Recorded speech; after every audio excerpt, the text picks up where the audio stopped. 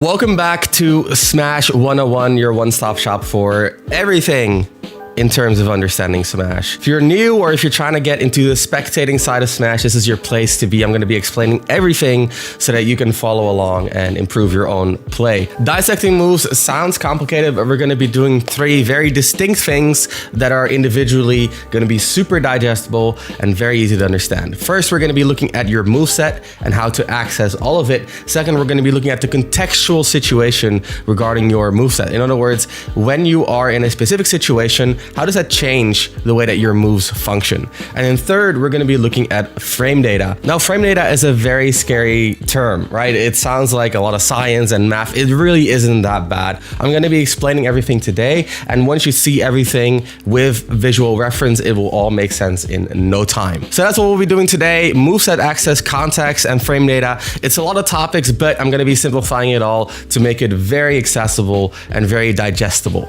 Without any further ado, let's get into today's episode of Smash 101. Everyone, please enjoy.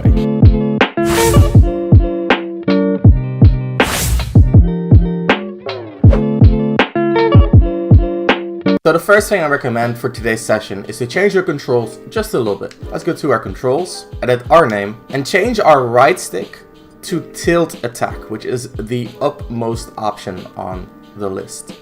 It's normally set to smash attack, but tilt attack creates for a better control scheme, and we'll get into why in a little bit.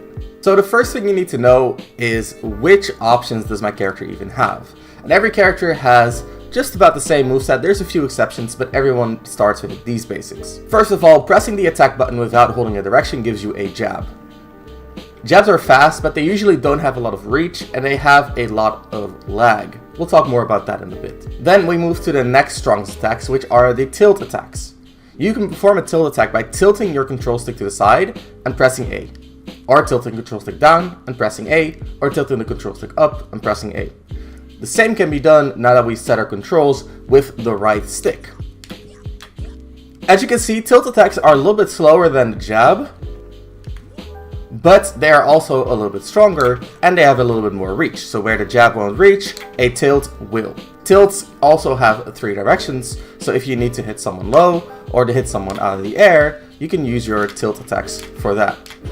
And then finally, on the ground, we have our smash attacks. These are done by smashing your control stick to the side and pressing A, or smashing your control stick down and pressing A, or smashing your control stick up and pressing A. The reason why we prefer to have tilts on our right stick rather than smashes is that smashing your stick is a very easy motion to do, especially in the heat of battle. You just press to the side and A, and bam, there you go, there's a smash attack. Tilting your control stick in the heat of battle can be a lot harder. That's why we assign our stick to the tilts.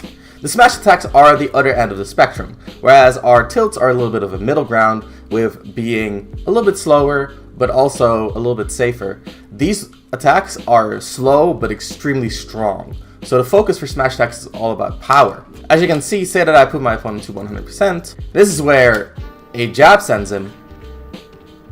This is where a tilt sends him. And this is where a smash sends him. The smash attacks are paramount to killing your opponent. However, they are also extremely laggy. Finally, there's the dash attack we talked about, which turns your A presses into attacks when you are in the running animation. Then we have our specials. Specials are very unique per character. Again, we have a special when the stick is neutral. We have a special when the stick is to the side. And we have a special when the stick is down. And we have a special when the stick is up. So it's the same pattern as with your attack button. There's a neutral, side, down, up. And for special, there's a neutral, side, down, and up. Also keep in mind, some characters have specials that change in the air, like Link. So if Link does up B in the ground, he just spins around. But if he does up B in the air, he starts flying upwards. Understanding these differences can help you a lot with getting the right move at the right time. Finally, there's the air. In the air, it is the same paradigm, however, there's a little bit of extra. So there's a neutral attack in the air. There's a forward attack in the air, which I recommend you do with the stick, the right stick. There's a downwards attack in the air, again, preferably done with the right stick. There's an upwards attack in the air. And this is unique for the air, there's a backwards attack in the air. So understanding which of your moves your character has is very important. Usually, if someone is above you, you just press the stick up, or do an up smash, or jump and do an up air. However, there are a lot of exceptions. So if someone is in front of you, Mario can do his forward air. However, as you can see, his forward air is a little bit slow. So you might want to do his neutral air instead, where you hold the stick neutrally and press A. So keep in mind, there are different tools for every situation. Learning which tool for you works in which situation is key to getting better. Now those are your moves, but how do they work? Well, when we think about moves, we need to think about two things: space and time. Let's talk about time first because it's the most complicated. A move is basically made out of 3 parts. So let me turn the time, the speed, into 1 frame. So this game runs at 60 frames per second, which means that 1 frame is 1/60th of a second. This is how we measure time. So if we talk about 30 frames, we're talking about half a second. So a move like forward tilt, Mario's forward tilt, lasts about 30 frames, and we can divide that into 3 phases. First is startup. This is the wind up of the move. So as we can see, there's 1, 2, 3, 4, 5 frames before it starts coming out. Now we get into the second phase, which is the active phase. During this point, our attack is active. So now it's active for 1, 2, 3, 4, 5.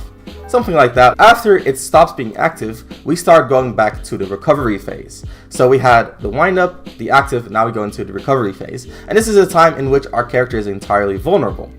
And that usually takes the longest. So as you can see, it's gonna be a while before Mario gets back to being able to shield.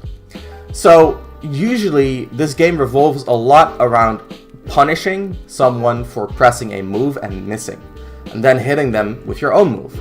So generally, we want to use moves that have very little lag at the end, very little recovery. So if we think about jab, jab might be fast.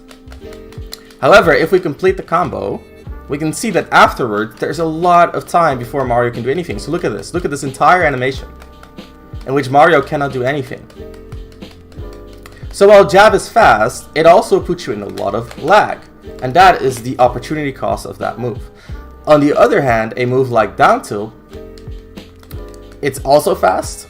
However, it has a lot less recovery. See, by the time Mario's done twirling, he can go back to shielding.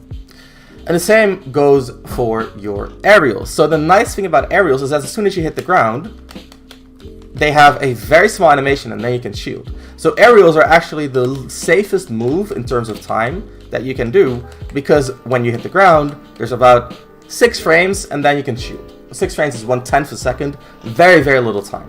So keep in mind that if you manage to jump at someone, you can do one of these aerials, land immediately after, go through a very small animation, and then shield immediately. So it's very hard to punish someone for doing aerials. This is why in competitive play, you can see someone jump so often, because look at how safe this is. There's very little recovery.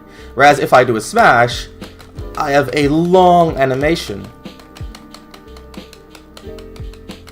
before I get to shield.